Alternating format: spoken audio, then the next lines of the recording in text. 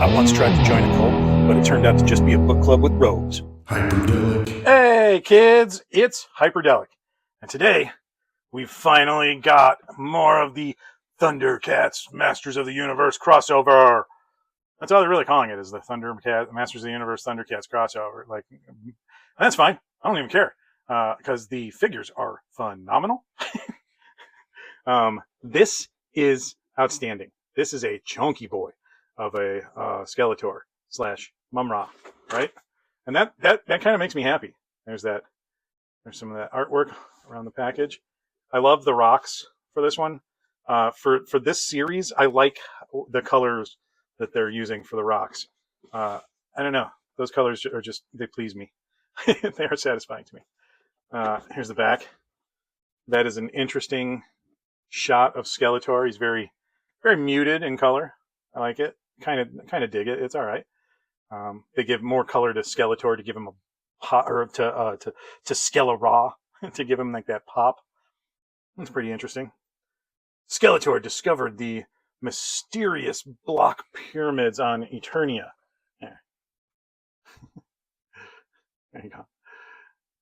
Now, with the strength of Mumm-Ra granted to him by the ancient spirits of evil, Skell-Ra, the ever-living, comes after the power of Grayskull, and he is more dangerous than ever before.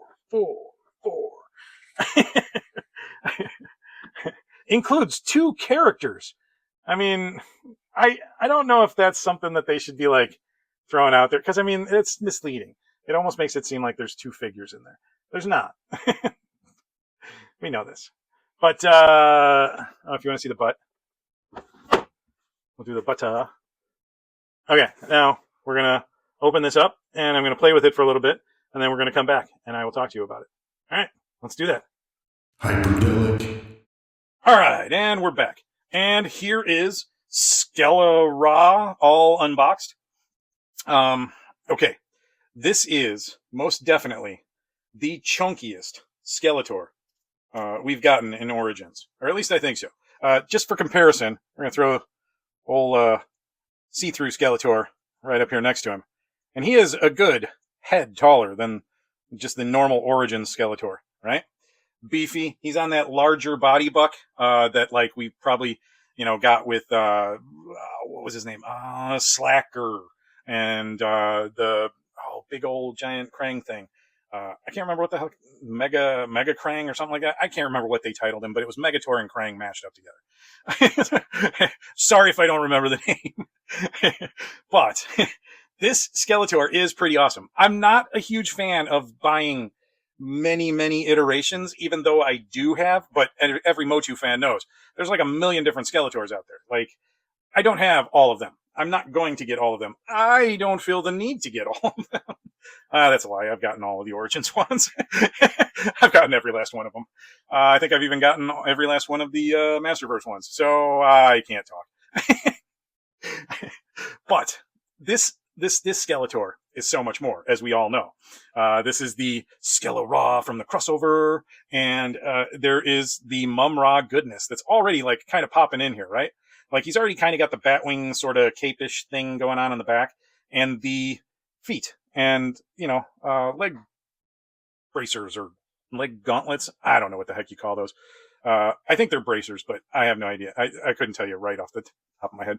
But turning this Skeletor around, as you can see, there's a red cape on the outside. So these are swappable, right? You can flip them around so that you see the red in front, because that would be much more signature to Mumm-Ra, right? So what we're going to do, because I don't plan on ever displaying this figure as Skell-Ra, okay? This is dope. Like, don't get me wrong. Like, this is a freaking cool version of Skeletor. And, as my guy out there, Shaden's Hammer, recently was like, he's like, yeah, I bought 2. He bought 2 of like the Lion-O, and I think he also said something about having 2 of the Skeletor. I don't remember exactly, but bro, you're right. There is this need to almost have 2 of each of these, right? So that you can have each version. I'm not going to do that. I may buy a second version of Lion-O. I might buy a second version of Lion-O just to display as Lion-O. But I don't know, like these are hitting so much harder to me than the Turtles of Grayskull were, right? Like nothing wrong with Turtles of Grayskull. Turtles of Grayskull was a phenomenal property, but this is just like, oh man, this is hitting two of the notes from my childhood. Turtles of Grayskull, you're talking Masters of the Universe and Ninja Turtles, which came a little later than Masters of the Universe. I think honestly, Ninja Turtles hit the scene when Masters of the Universe kind of started to disappear. So this is more of a time-oriented mashup, right? Because they were around for the same, at the same period. And what I love about this figure is that there's so much going on with him. And you know what? In order to, well, no, okay, we're gonna actually do, before I even do a close-up, we're gonna pop him apart, right? And we're gonna make him Mumm-Ra, because he comes with everything that you need to make him Mumm-Ra. Okay, first things first, he's got the little skirty thing. Let's see, it's not fitting in 100% properly. Sometimes I don't remember which way the skirt goes. It looks like it's blue side on the right. All right, so we're gonna start there. Now we also have this body wrap, right? Because Mumm-Ra's a mummy. Mumm-Ra. So first things first, maybe we should just disassemble him completely first. I'll pop these wings off. We're going to pop off the Skell-Ra armor. Now, I like it. I mean, don't get me wrong. Like, it's cool, right? Like, this is a really neat look. And that is a really cool spare head. That could lead to some amazing custom goodness right there. Like, this is definitely one of my favorite spare heads. Ooh, sorry about that weird change in the camera view, but yeah, this is really cool. I like that. All right, so we're gonna go back to this plain old body. My daughter is making some food up there, just in case you heard the microwave beeping. So we slip that on like so. He's already got his skirty skirt thing on. All right, so we're gonna pop him in place.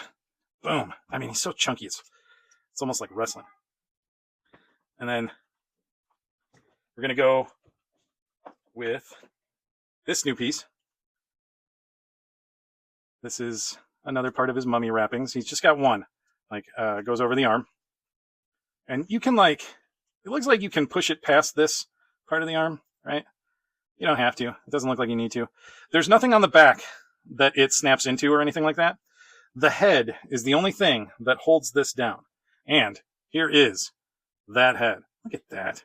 I mean, dude, they did such a good job with the Mumm-Ra head. Like, seriously, this is Mattel, right? This ain't LGN. This ain't Super 7. This isn't anybody who's done any of the Ninja Turtle stuff. Okay, so now we have him all decked out in his clothing. Now let's put the wings back on. For Skeletor, we had him this way. For Mumm-Ra, we're going to turn him around this way. And they plug into those little plug holes in the back, right? So we do that, as we say out here in the Midwest, in the Chicagoland region. I'm in Indiana, but we all call ourselves Chicagoland. It's because we don't like Indiana. And then he comes with Mumm-Ra's double-sided sword thingy thing. Scimitar, whatever we're going to call this. It's the Mumm-Ra blade. But basically, he's all decked out. Now, it's like I said with the Sword of Omens, it's like Mattel did a better job with these weapons than Super 7 does. And I don't, contrary to what I tend to end up saying, I don't like having negative things to say about an action figure. Honestly, Super 7 does a really nice job, but they're so expensive. And it's not always the best quality product. Mattel makes an amazingly good quality product. It's durable. It's going to last a really decent long time. Granted, as long as you don't break it swapping parts out. But it's really cool. Mattel does an amazing job with these Ninja Turtles figures. I've only gotten 3 of the first wave, and already I'm smitten, right? So first off, before I finish, and when we do a close-up, I'm going to show you these. He comes with these 2 cards.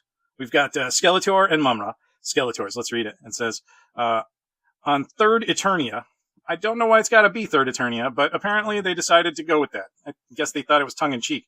I think most of us MOTU fans would have rather it have been on Eternia, and like all these crossovers, they're coming to Eternia. I think that would make more sense storyline-wise. But discovered a new source of power, the Black Pyramids. Within, the ancient spirits of evil offered him unlimited strength, enough to take the power of Grayskull. In return, he would do their bidding as he ruled the universe. I mean, how do you rule when you're doing somebody else's bidding? That just doesn't make sense. Skeletor is a walking oxymoron. No, he's like kind of I don't know. Yeah, an oxymoron, sort of. I mean, he's the Lord of Destruction that does the bidding of the spirits of... That's an oxymoron, definitely. Okay, anyways. And then Mumm-Ra's card. The ancient spirits of evil granted the demon priest Mumm-Ra the power to rule Third Earth. After Mumm-Ra's defeat at the hands of the Thundercats, the ancient spirits of evil searched across the universe for a new vessel who would make power, or would trade power for servitude. And I guess I did that in the wrong order. It should have been like, read the Mumm-Ra part, and then Skeletor. Because they found Skeletor, and he was willing to trade it and all. And then what happens is, if you flip those cards over, you get this, which is pretty freaking cool. I dig that. That is a really neat little, like, pack-in. Like, look at that. That's dope. You throw that in two separate little, like, picture frames and put that up on the wall. That would look cool. That's some good art. There's some good art right there. That's what I'm telling you. I like that art. That there's Skell-Ra. Skell-Ra. No, not Skell-Ra. Skell-Ra. Sorry. I think it sounds better if you say Skell-Ra. But that's that's my opinion. Anyhow, so those are all of the wonderful accessories that he comes with. At this point, I want to do a close-up. So let's do that. Hyperdellic. All right, zoomies. So this is Skell-Ra's. I decided to start off with Skell-Ra just because, like I said, I'm going to end up defaulting to the Mumm-Ra style. But I got to show the Skell-Ra side of it. I left the ribbon on because it's kind of a pain to pull off and put on again. But I want you to see the details for this Skell-Ra because I feel like they did a really good job of like something that may or may not actually be displayed on most shelves. Depending on where people want to go with this. But I love this. The little skulls all around the bottom. The little gold highlights are nice. That's kind of cool. The belt. And the skulls kind of wrap all the way around. He's got some red tighty reddies. Tighty reddies. They're tight and they're red. But I love this little detail, like this kind of texture on the straps. I love that they put the symbol right there, but it's also underneath, right? The only issue I have, and of course I've got to come up with something, but the only issue I really have is that the head turns independently of the cowl, right? I guess I'm kind of okay with it, but I would prefer that, like, if I turned his head, like, how dumb does that look, right? Like, that doesn't look good. So you're only going to be posing him like this, or like, moving the head up or down. But I mean, even up, that kind of looks sort of goofy, right? And I mean, don't get me wrong. Like, I love the horns. The horns are such a cool touch. Like, there is so much to like about this, like, setup, right? And I dig it a lot. It's standard MOTU Origins articulation. We've got a pin and rocker situation in the shoulder, and then a pin and rocker situation in the elbow, and then a rocker situation with a pin in the hand. And these hands look to be able to close a little bit more, so you can put stuff in and out. That's an interesting looking mark. I don't know where that's from, but that's out of the package. I'm not sure what that is. I'm not sure if that's molding marks or what. But they're here too. So maybe this is like they added onto an old sculpt and didn't close up the 3D render perfectly. Who knows? I couldn't tell you. That's really close up. I can tell you that looking at it with my regular, like my eyes without the camera, you barely notice that. So I'm being a little picky here. But then we move down to the legs, and you've got those crosses, like all of the cartoon, cartoon series or cartoon collection MOTU figures. And then you come down, and you've got a boot cut. And I assume that this can come away from that. Yep, there you go. Nice and easy. And then you've got the Mumm-Ra foot with the weird yellow fur on it. But yeah, overall, holy crud, is this a cool figure? And we're gonna pause real quick, and I'm gonna redress him as Mumm-Ra, and then we're gonna look at that. Hyperdellic. All right, and now we're Mumm-Ra. Now, I started out even closer on this because I want to show some of the details of this face, because I really like the fact that Mumm-Ra came out really good. Like, I feel as though they hit this right on the head. Like, they nailed it. Like, the ribbons coming off are nice. I like the life that they put in them. You know, that they're not just like laying down, that they are flaring out and showing a little bit of action. The little snakes on his head are kind of phenomenal. Look at those. Those are pretty neat. I mean, they oddly enough have a little bit of detail to them. I mean, that's nice. Like, holy cow. You know, the paint isn't great with the black right there. Yeah, but honestly, that's not visible to the naked eye. I want to point out Mumm-Ra's eyes. They are printed on excellently, but not just the eyes, but the sculpt of the eyes. I love that the weird little like indents, you know, the texture around the eye socket. That's pretty cool. The teeth and mouth are fantastic. That is all one piece too. A lot of times when they do an open mouth like that, it'll be two pieces, but they did that with just one.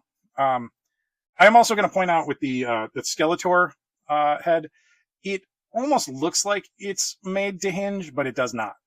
But that's another one here. Actually, let's pull that out. This one, like, they could have made that hinge. I feel like they could have, but that probably would have cost a lot more than what it already cost. So we skip that part. Now I'm going to zoom a little back out. Yeah, there we go. And we're going to take a look at some of his finer points as Mumm-Ra. Now, I want to point out the mummy wrappings. They are slightly transparent. Opaque would be the word, or translucent. I think they're more towards opaque than anything, because they kind of, you don't really see much. It's not translucent. You can't see straight through it. Again, this has the spot for the wings, and then the hair ribbon things kind of move out of the way. We're not going to put it on right now, but scooting down, here's the skirt, and that kind of goes around, or his wrap, or whatever you want to call it. But it's nice. It's very bright. It's very bold. Of course, he has, you know, the red undies that we already showed, and I've already shown you the articulation. This is a very nicely detailed Mattel version of Mumm-Ra. This is a very it's not detailed like Super 7 would be. It's definitely a lot more cartoony in nature, but this is a very clean, very colorful representation of Mumm-Ra. I like it. I think this compares to the Super 7 versions just as good. Like, I honestly, part of me likes this better than what Super 7 puts out, just because the Super 7 version is going to be really expensive and not always going to be that great, you know? I was going to show the details on the wings. Both of them are pretty much the same. One's a mirror version of the other. But there's a little bit of detail on the purple side. They put some texturing on there, right? As you can see, that doesn't really translate to the red side. The red side is more like a cape than bat wings or anything like that. I do like the holes. Those are nice touches. Those are pretty cool. And I mean, honestly, he looks better with the wings on than without. But again, that's just my personal preference. But look at that. That's cool. And then you flare them out. Rah! It's Mumm-Ra! It's kind of like Mothra. Mothra! It's Mumm-Ra! But yeah, that looks fantastic, and I love it. And I think that these are phenomenal, and these are going to start hitting hard. I mean, people are, honestly, I think any MOTU fan, as long as you like Thundercats, because I know there's probably a weird one out there that doesn't like Thundercats. But yeah. All right, now we're going to throw Mumm-Ra on the ground there so that you can take a look at the close-up of his sword. He's got these two little snakes that are wound round each other. Almost looks like something that should be for the snake men. But then the scimitar comes out like this, or scimitar. I don't know how you say it. But yeah, I like these. These are really good. It's very simple painting. They didn't put any wash or texture on it or nothing like that. It's just a simple silver paint on top of what looks to be gold plastic. I like it. I think it's good. I think that it is an excellent addition. Oh, and while he was down, I thought I'd point this out too. There's some nice toe sculpting. I'm not real into feet, but I like when Masters of the Universe does something other than a flat bottom boot, you know? So like the fact that we have like creature feet is kind of cool. And there's your stamps on the bottom. Where was he made at? Well, let's see. WB and Wolf. I don't know what that means. Made in China. Really? Okay. Well, I was hoping like Mexico or Thailand or something. You know, something different. But yeah, that's Mumm-Ra. We're gonna zoom out. We're gonna do our final thoughts. All right, let's wrap this up. All right, time for final thoughts. Okay, I know everybody's gonna be like, Hyperdellic gives everything a 10, but tell me this isn't a 10. Like seriously, tell me in the comments that you don't think this is a 10. If you have this figure and you've played with it, tell me that it's not a 10, because this is nearly a perfect figure. Like, this is one of those ones where it's like, man, it hits all the right nostalgia notes. Man, it hits all the right new toy notes. Man, it hits all the this is cool factors. Man, it hits all the we're going to throw a little extra in for everybody, moments. Like, it really does. Like, they did a phenomenal job with this. I gave Lion-O and Cheetara a 10. Like, because I love both of those figures. They're sitting on my desk right now. I haven't tried to find an alternate place for them because I might just keep them on my desk. My new Lion-O may actually replace my Super 7 Lion-O that I have on my desk. Mainly because I think I like it more.